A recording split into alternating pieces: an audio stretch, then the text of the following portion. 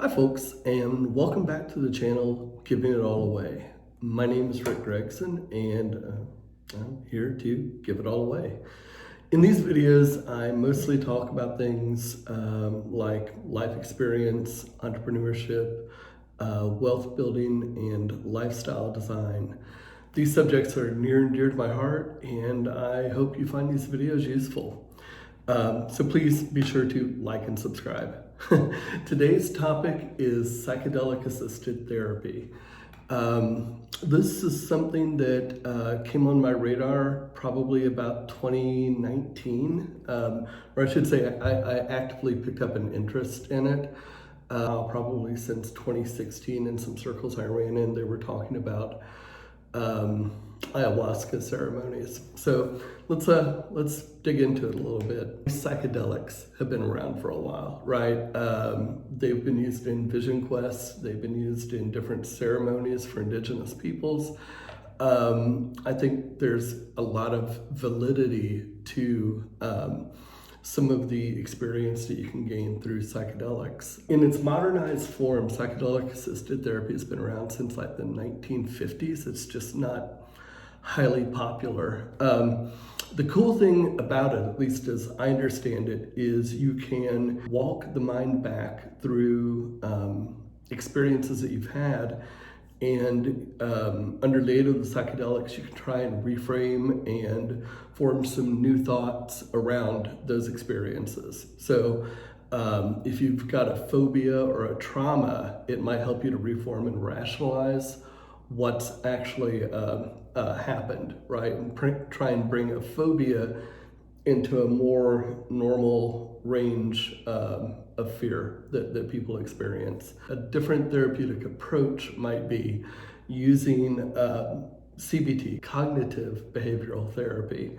That's more widely accepted as a go-to practice for phobias, and it kind of works in two manners. One, you use a gradual exposure to the trigger, whatever's causing that phobia.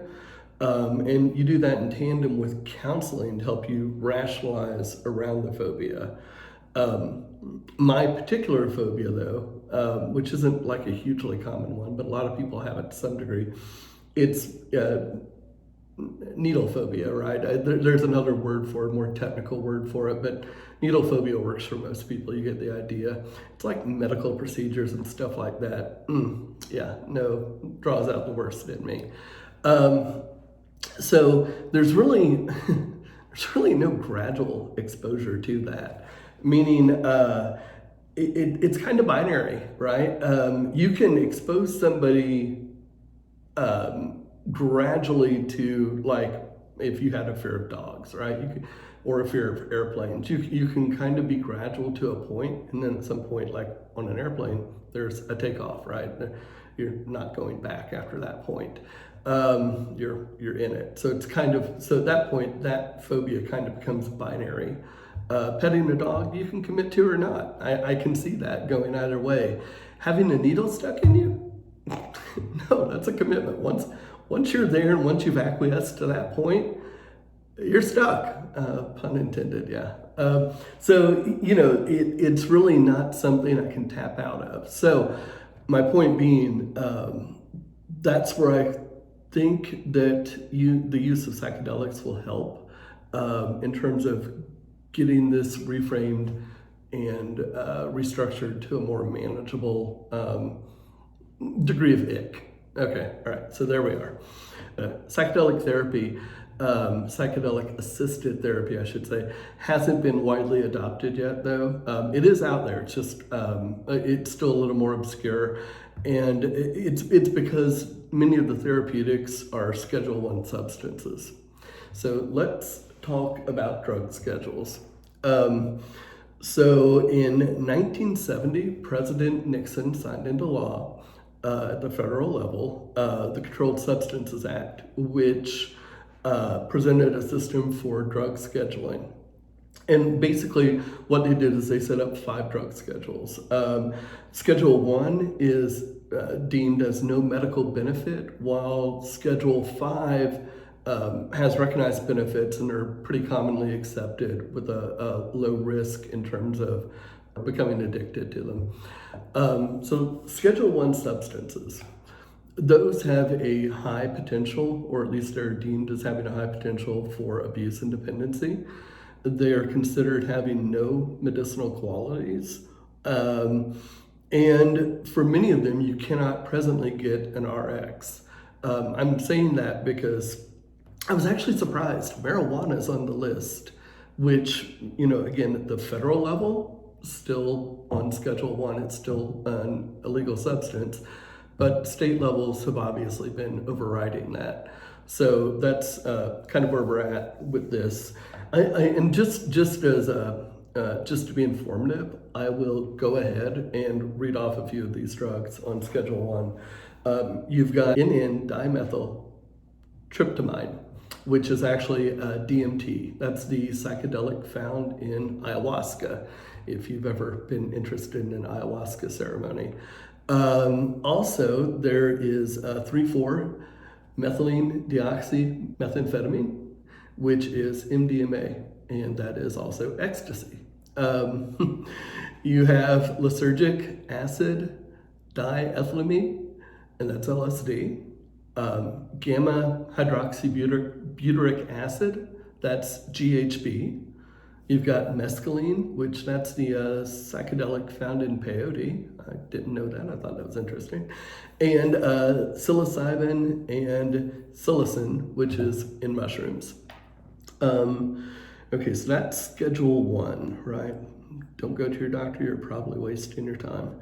Now, I will say for those, the landscape does appear to be changing for some of those, so we'll see what comes of that, especially as therapeutic aids.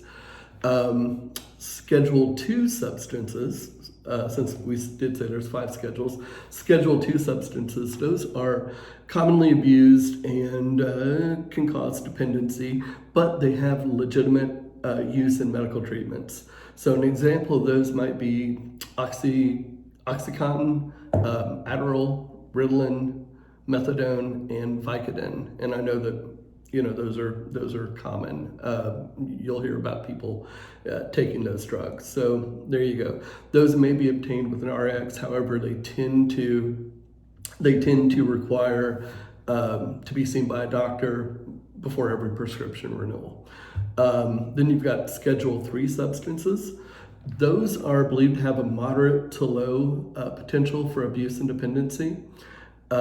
They have accepted medical qualities as well, and those can be obtained with an RX. Those include ketamine, anabolic steroids, testosterone, and Tylenol with codeine.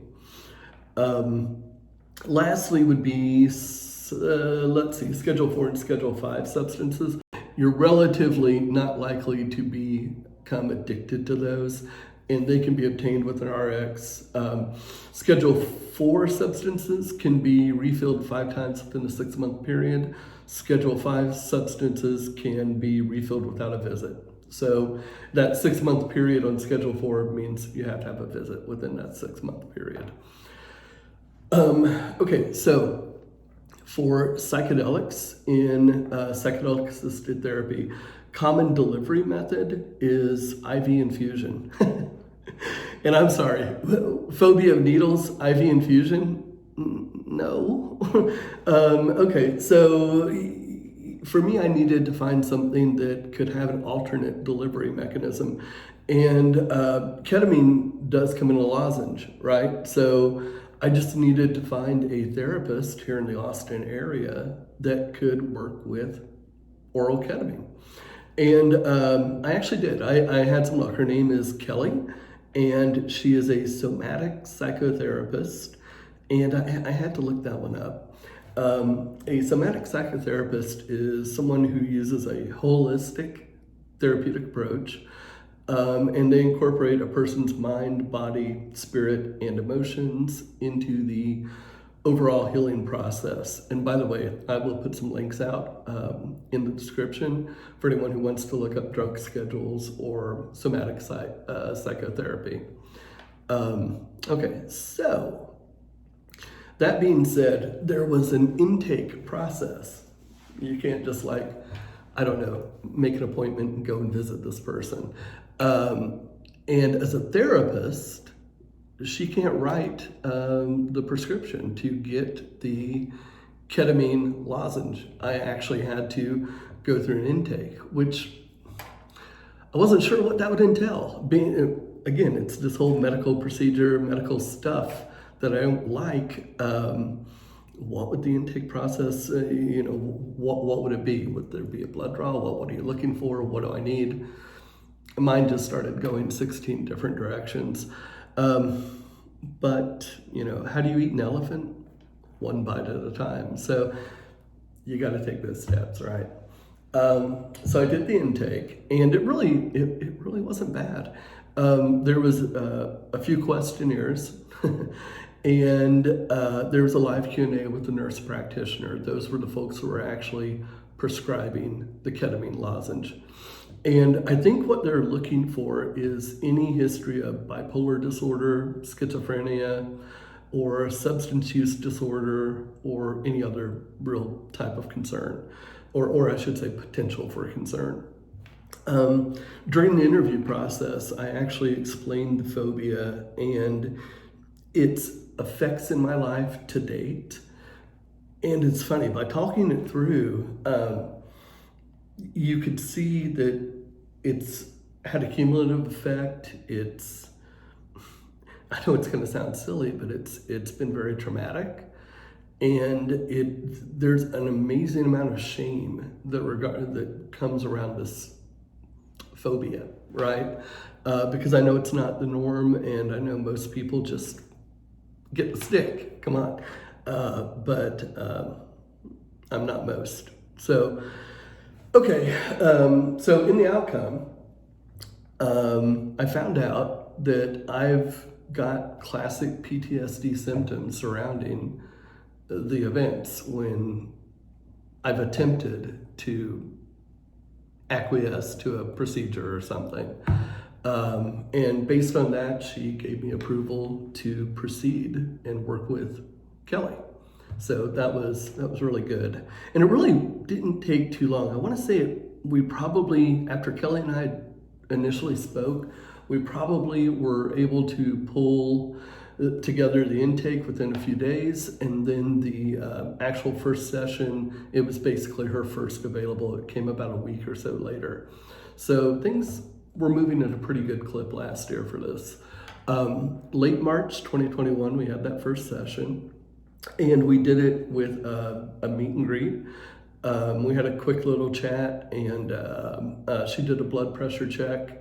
And of course, any type of setting like that, I expected it to be high, and my blood pressure did not let me down. But we took it and we moved on and proceeded into the session. And it was interesting. So her office was kind of what you would expect with a psychotherapist, right? Open, so you've got plenty of space, you're not feeling confined. Warm, so kind of welcoming.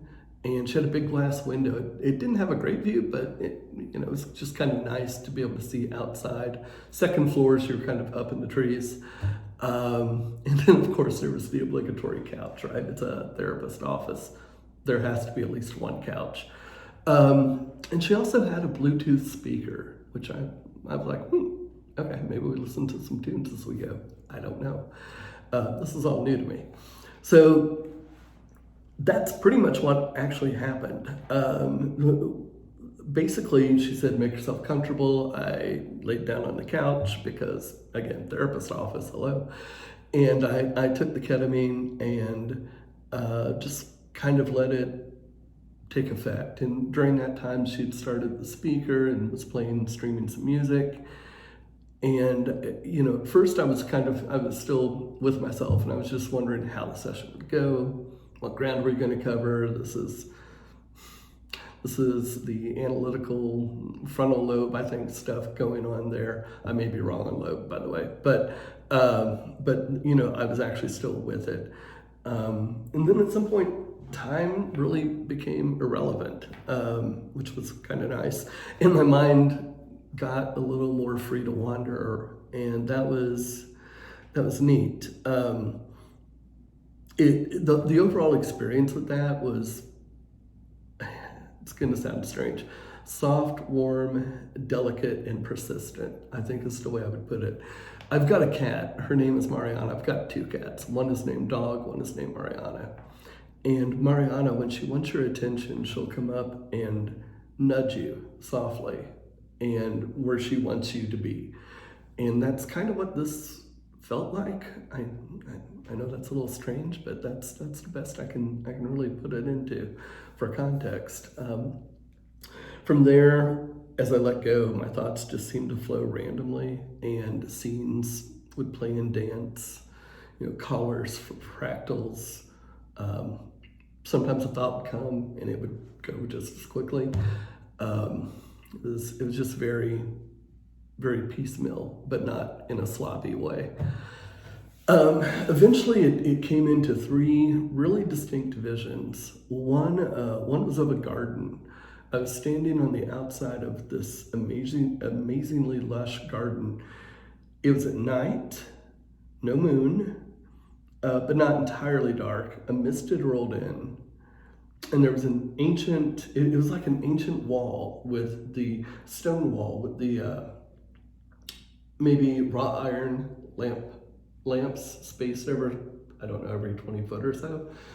They weren't lit, but along that wall on the other side, I didn't see an entryway, but along the wall on the other side, you could see a forest, and it looked like a rainforest. On the left was a stone bench with a trellis over it, and a cobblestone pathway. And all I could tell you is it felt really warm and lush and full of life. The word I would use would be vivid, but I don't think that's the right word, because that's not the color that comes to mind with anything. So I don't know if vivid is right, but it was just very full of life. It felt amazingly energetic to be there. And then that gave away. And the next vision was of a dwelling of some sort. I couldn't tell if it was a cave, a teepee, an older style hut. It probably really doesn't matter that I didn't quite know the context, but the colors were of like being inside and you've got a fire going in the center. There was stoneware scattered around with ancient markings on it, and on the wall, buffalo hide and same type of markings. And it felt warm and welcoming. Really a neat feeling. And then lastly, the last thing that came to me that as in so far as a vision that I can really recall was a cavern or a ship. It was really strange. It was a black, now this was pitch black location, and I couldn't quite tell what it was, but it felt like I was surrounded by a technology that I just didn't recognize as a technology, but it felt like it was more than just lights. It was almost like being in a data center with absolutely zero light, except you could see the little green lamps flashing on hard drives and things like that. It was an interesting location, and it's weird. And actually, that's the one place I did feel wary. I didn't feel entirely safe. I knew that there was something else out there. I could hear indistinguishable voices. But I wasn't really scared. I was actually curious, trying to see what it was that was out there. I never could make it out, but that was that third vision. I was just a little off from the other two. So in the end of that session, as I came out from the effects of the ketamine, we discussed the experiences a bit. And then she had me Uber home with a assignment to journal that afternoon, basically take the afternoon off. Her statements were, I was in an open state right now, so it's better that I just kind of keep to myself and take an easy day for the rest of the day. The thing that really stayed with me though was this persistent sense of peace. I like that. That was something that we don't always get in our day-to-day lives. So, all right. So looking back at that experience in retrospect, right? It's a year past that almost. And did the visions mean anything at all? I don't think so. I think those were more just the outcome of my mind following the music and what that inspired my mind to think about, right? I was also looking at that first experience as, I think it was more of a diagnostic, looking to see how the medicine would work with me, physically and psychologically, and also dosing. Was it enough? Was it not enough? Where do we need to be in terms of establishing dose? Of course, dose for any medicine is based on weight, but that's a starting value. That's an approximation. It may still be less or more. So I think that's kind of what we were looking at, especially, by the way, on oral medication, right? Because that, how you digest it's entirely individual. I can see where that experience was alluring. It produces states that you want to feel again, but not really addictive per se. Now, I say that now in context and in all reality, I don't have open access to ketamine, right? Because they control that. They only issue the ketamine dosage before the session. So since you don't have full unfettered access, I don't know if you can determine if it's addictive or not. I don't think you get enough to really make that discernment or decision. The only other thing I was left with was I was bummed that we really didn't work on the phobia, but I kind of get it for really the purpose of that first session. And I did think it was a good first step. I think it's the responsible step to make sure that you're not going to jump into any surprise when somebody's under an effect of a psychedelic, right? Unfortunately, last year, I did get sidelined on this effort to address the phobia. My blood pressure, as I said, it was high, as expected. It was a little too high, we'll say, for them to be comfortable letting me to continue. So, and then it's funny, I even offered to sign a waiver to remove any responsibility from them, but that's not something they wanted to proceed with, so that's fine. 2022, I've been working with the doctor and I've gotten my blood pressure under control now. So I'm considering revisiting ketamine assisted therapy, but I'm not sure what direction I'm going to take with that. So part of that is because I had an opportunity to do some work with ayahuasca last year, and that'll be the next video. So, okay, I hope you guys enjoyed this video. I hope it was informative, at least on some level. And I guess that's really the question, right? Was today's video informative? Is it useful? Have you been considering or have you taken any sort of psychedelic therapy or psychedelics? Taken psychedelics, there's a lot of people that, mushrooms, come on, it's a thing. So please be sure to comment and like below, and as far as you're willing, let's start a conversation. This is some good stuff, and I think it's really important. I think it's relevant for people who are struggling with phobias and PTSD. One, I think it's important that we just get out there and talk about it, and two, I think it's important that we leverage any avenue for treatment that's available. And I think this is an interesting time, and I think these psychedelics lend an interesting vector in the aid of addressing some of our issues. So thank you so much for listening, and hope to see some comments, and hope to see you all again soon. Thank you. Bye-bye.